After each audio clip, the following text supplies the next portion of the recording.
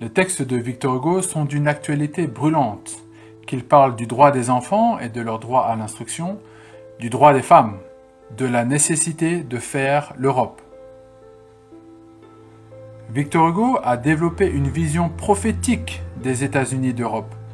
Le message de paix et d'unité que nous a laissé Victor Hugo doit continuer d'inspirer le projet européen. Victor Hugo est bien le père spirituel de l'Union européenne.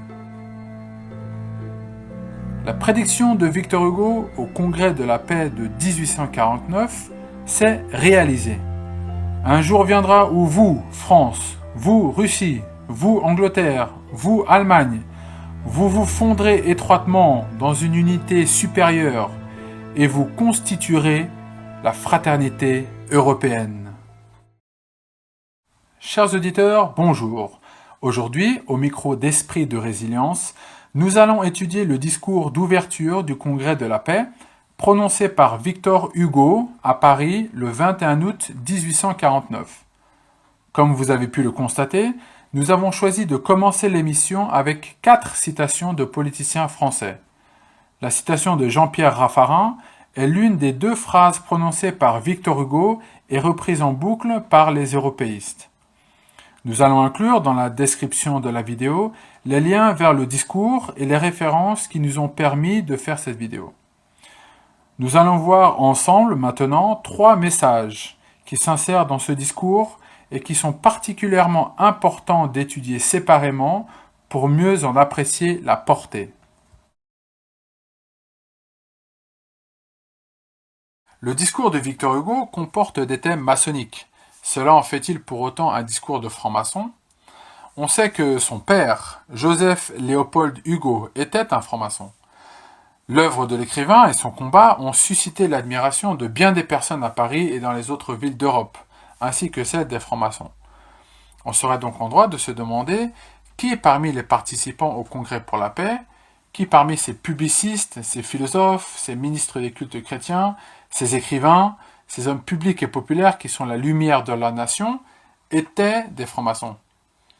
Quand Victor Hugo disait que les hommes ont commencé par la lutte, comme la création par le chaos, il pouvait faire référence soit au chaos primordial, vu dans la Bible et dans la Torah, soit à la devise maçonnique Orbo ab chaos, l'ordre venant du chaos.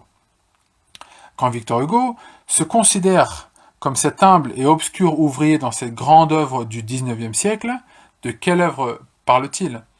Est-ce qu'il parlait de l'œuvre d'évangélisation de l'Église ou de l'œuvre de laïcisation de la franc-maçonnerie ? Pour Victor Hugo, l'idée de paix universelle, tout comme l'impossible et l'idéal, surprend, comme quand au milieu des ténèbres qui pèsent encore sur nous, vous ouvrez brusquement la porte rayonnante de l'avenir. Cette opposition entre ténèbres et porte rayonnante peut rappeler le combat entre le bien et le mal, entre Dieu et Satan, entre la lumière et les ténèbres, et aussi le rappel à l'idéal maçonnique de guider le monde vers la lumière. Il poursuit. Un jour viendra où il n'y aura plus d'autre champ de bataille que les marchés s'ouvrant au commerce et les esprits s'ouvrant aux idées. Un jour viendra où les boulets et les bombes seront remplacés par les votes, par le suffrage universel des peuples, par le vénérable arbitrage d'un grand Sénat souverain. Cette profession de foi universaliste, son penchant pour les doctrines spirites après la mort de sa fille Léopoldine, ses combats pour la justice sociale et son opposition farouche à Napoléon III n'ont jamais laissé les maçons indifférents à sa personne. Lui, le poète, préférait simplement leur compagnie, peut-être en vue de propager ses idées, mais il refusait d'entrer en loge. Dans ses carnets intimes, Victor Hugo écrivit ceci le 19 août 1879. « Madame Adam me présente monsieur untel, vénérable de la loge untel, qui me presse pour être franc-maçon. J'écarte. » Mais la mort de l'écrivain fut la récupération ultime par certains des frères maçonniques. On peut le voir dans leur discours à son égard, sans compter une large représentation maçonne dans le convoi funéraire, les obsèques maçonniques sous l'arc de triomphe et son tombeau se trouvant au Panthéon avec bon nombre de francs-maçons. On n'est pas franc-maçon parce que l'on en porte le nom. On est maçon quand on est possédé de ses aspirations, quand on en accomplit l'œuvre. Qui plus haut que Victor Hugo fut de notre pensée, fut de nos principes, fut de notre travail. La loge orléanaise des adeptes d'Isis-Monthyon avait publié ceci dans le Républicain orléanais. Patriote, français, républicain, il n'appartenait pas à notre ordre, mais il en a réalisé le but, justifier les tendances, posséder l'esprit. À ce titre, la franc-maçonnerie le regarde comme l'un des siens, et le deuil qui a atteint la patrie, la République et l'Europe doit retentir dans nos cœurs.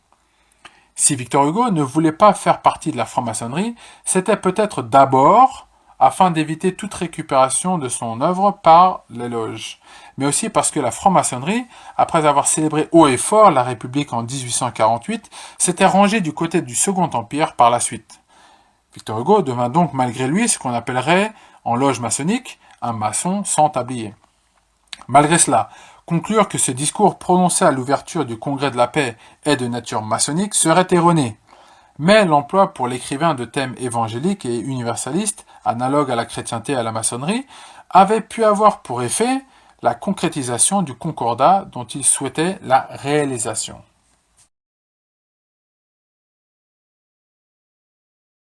Dans son discours, Victor Hugo interpelle les participants du Congrès pour la paix et les présente comme un groupe voulant imposer la paix aux enfants du même Dieu et proclamer la fraternité des hommes. Pour l'écrivain, la paix universelle est une pensée religieuse, voire sainte.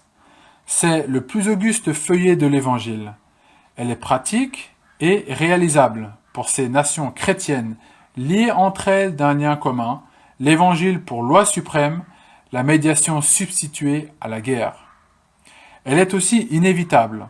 On peut en retarder ou en hâter l'avènement, parce que la loi du monde n'est pas et ne peut pas être distincte de la loi de Dieu.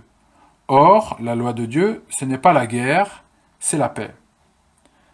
Cette paix passe par l'amour fraternel des pays d'Europe et des États-Unis d'Amérique, car cet amour est la meilleure manière d'aider Dieu.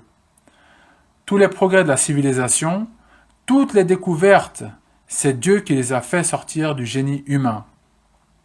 Toute l'utopie hugolienne est marquée du doigt de Dieu. On peut donc conclure que l'avènement des États-Unis d'Europe et de la paix universelle ne peuvent être que le fruit du triomphe chrétien. Pour l'UPR, cette vision chrétienne des États-Unis d'Europe passe sous silence l'appel hugolien digne des croisades. Il serait bon, en effet, de s'intéresser aux motivations qui ont poussé la chrétienté à se battre pour délivrer la Terre Sainte. Nous vous demandons juste de chercher par vous-même les interventions des armées des califes en terre chrétienne et celles des interventions des armées chrétiennes en terre islamique, et de réunir ces données sur une même chronologie. Vous vous rendrez vite compte du mensonge que l'on vous a offert sur les croisades. Mais passons sur ce point car ce n'est pas le sujet de la vidéo. Ce qui est intéressant de rappeler ici, c'est la mise sous silence de ce message chrétien du poète et la mise en valeur de son côté humaniste, laïque. Victor Hugo a toujours été profondément croyant. Dieu est présent dans ses romans et dans ses poèmes. Cette pensée transparaît également dans ses discours. Mais la stratégie des européistes est de prendre ce message, de le déshabiller de sa robe spirituelle pour mieux lui revêtir ce costume nauséabond et creux de la bien-pensance. Victor Hugo entendait unifier l'Europe puis l'Occident pour Dieu. L'Europe entend s'unifier sans. Voilà la vraie raison, la raison théologique pour laquelle l'Union européenne est morte, car elle est sans âme.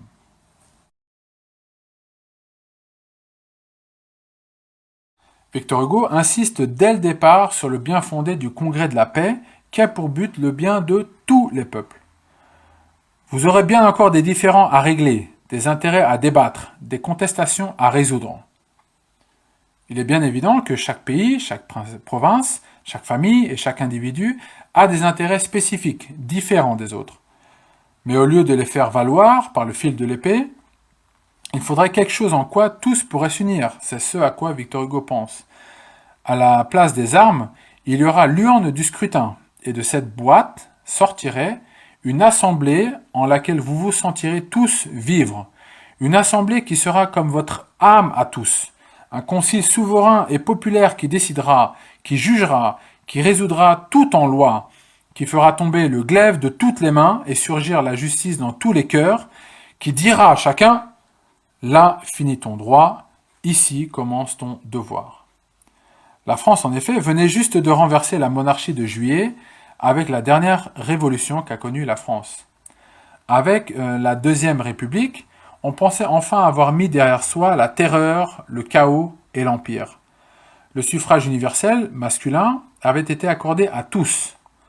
Force de cet élan républicain, Victor Hugo a dû orienter son discours afin de montrer à son auditoire que l'exemple de la France pourrait être applicable au reste de l'Europe. Avec cette urne, il apporte le sentiment que les peuples auront une pensée et une destinée communes et des intérêts communs. Ils feront partie du même sang et de la même race. Ils ne seront plus ennemis, mais seront un peuple. Ils ne seront plus la guerre, mais la civilisation. Bref, vous serez la France. C'est ce parallèle entre la réussite de la paix en France avec la paix en Europe qu'il veut mettre en valeur. Un jour viendra où les armes vous tomberont des mains à vous aussi. Un jour viendra où vous toutes, nations du continent, sans perdre vos qualités distinctes et votre glorieuse individualité, vous vous fondrez étroitement dans une unité supérieure et vous constituerez la fraternité européenne, absolument comme toutes nos provinces se sont fondues dans la France. Un jour viendra où il n'y aura plus d'autre champ de bataille que les marchés s'ouvrant au commerce et les esprits s'ouvrant aux idées. Un jour viendra où les boulets et les bombes seront remplacés par les votes, par le suffrage universel des peuples, par le vénérable arbitrage d'un grand Sénat souverain européen. Il serait bon de se demander si les politiciens qui citent Victor Hugo le citent pour s'approprier le célèbre écrivain à leur cause, qui est l'Union européenne, ou bien le citent dans le but de faire appliquer son programme, car ces citations sont le contraire de l'action politique européenne. Le rêve de l'Union européenne n'a pas pour finalité l'union en un bloc uni de tous les États-nations d'Europe. Non. Les exemples des groupes séparatistes, comme ceux pour l'indépendance de la Catalogne, de l'Écosse, de la Bretagne, du Pays basque ou de la Corse, vont dans ce sens. La mission perfide de l'Union européenne est ni plus ni moins que l'éclatement des États-nations d'Europe. Au contraire, la France révolutionnaire a cassé les provinces de l'Ancien Régime afin d'unifier le pays sous 3 niveaux d'administration, l'État, les départements et les communes. Victor Hugo souhaitait la préservation des qualités et des individualités nationales et non pas régionales. L'Union européenne s'est dotée d'un parlement censé représenter la volonté des peuples de son union. Or, les commissaires, ceux en charge des directives européennes, ne représentent personne, ne sont élus par personne et par conséquent n'ont de compte à rendre à personne. Et les parlementaires, bien qu'élus, ne peuvent pas parler au nom du peuple si toutes les 5 minutes, les lobbies des grands groupes viennent frapper à leur porte. On ne peut donc pas concevoir une souveraineté des peuples avec la souveraineté européenne. Choisir l'un, c'est refuser l'autre. François Fillon et les candidats dits souverainistes ne l'entendent pas ainsi.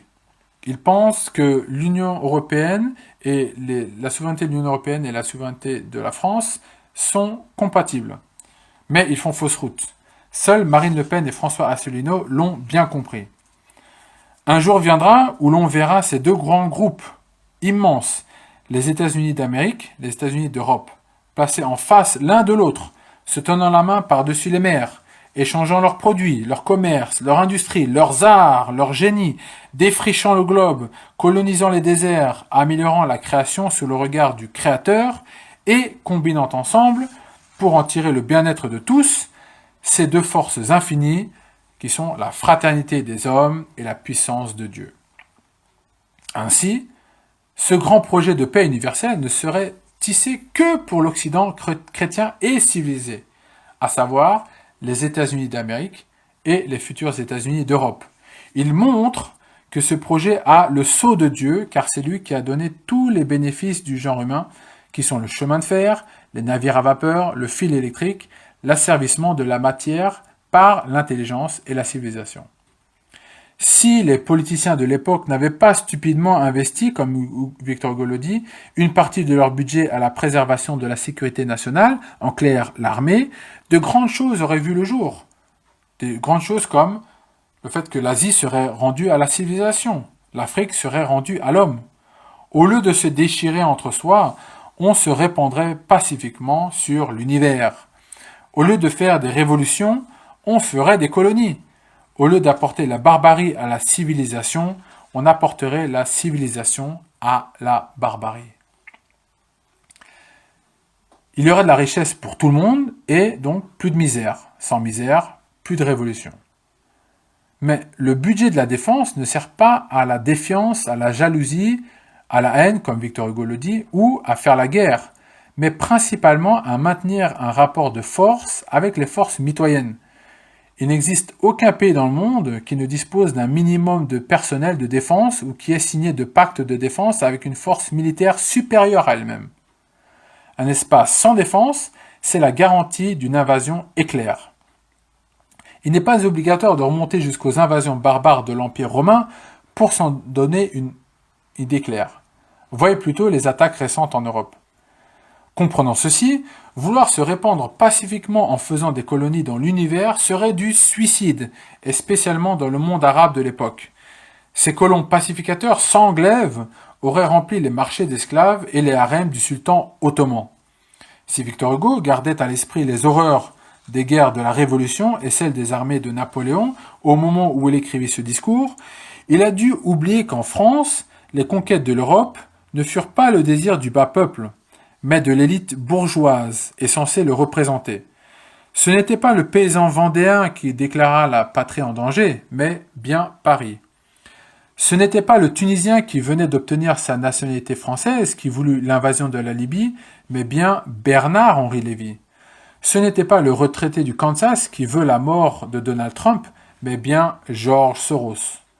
Ce que le peuple veut, c'est pouvoir manger correctement, s'habiller décemment, avoir un travail honorable et pouvoir avoir son mot à dire sur l'agora. Mais une cité-État ou un État-nation ayant le désir de coloniser le territoire d'un peuple tombe inévitablement dans le rêve illusoire de l'Empire. Mais ce rêve partagé par Charlemagne et par Napoléon n'est pas celui du peuple. La colonisation de la Nouvelle-Calédonie par Napoléon III en 1853 ne fut pas la volonté du peuple. La colonisation de l'Afrique de l'Ouest ne fut pas la volonté du peuple. Les expéditions punitives en Chine ne furent pas la volonté du peuple. Ce n'était pas non plus celle de Victor Hugo qui dénonça le régime de Napoléon III ainsi que le sac du palais d'été. Cette vision coloniale de l'Europe résume en gros la pensée dominante de l'élite européenne qui commettra les pires horreurs de la deuxième moitié du XIXe siècle et d'une bonne partie du XXe. Victor Hugo est-il donc responsable de cette colonisation blanche à venir ? En dépit du fait qu'il s'est inscrit dans la tradition révolutionnaire et napoléonienne de propagation de la démocratie dans l'univers, et bien qu'il louait des méthodes pacifiques, il fut, comme Jules Ferry après lui, un des acteurs de la colonisation.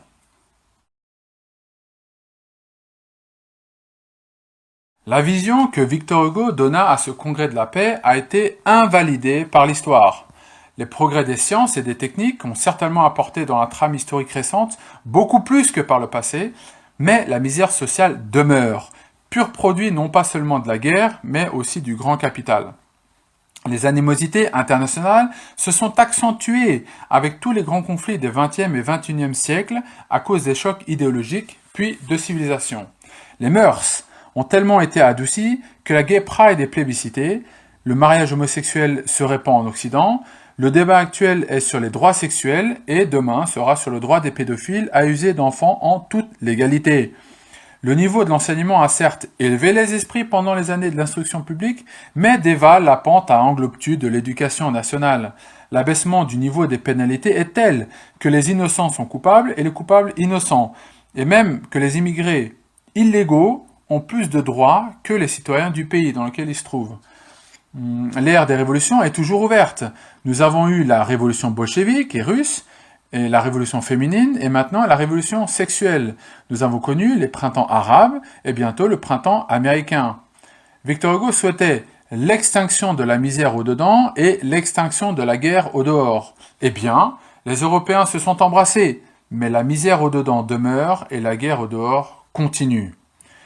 Si cette vision fut invalidée par l'histoire, pourquoi les européistes ont-ils érigé le grand Victor Hugo en prophète ?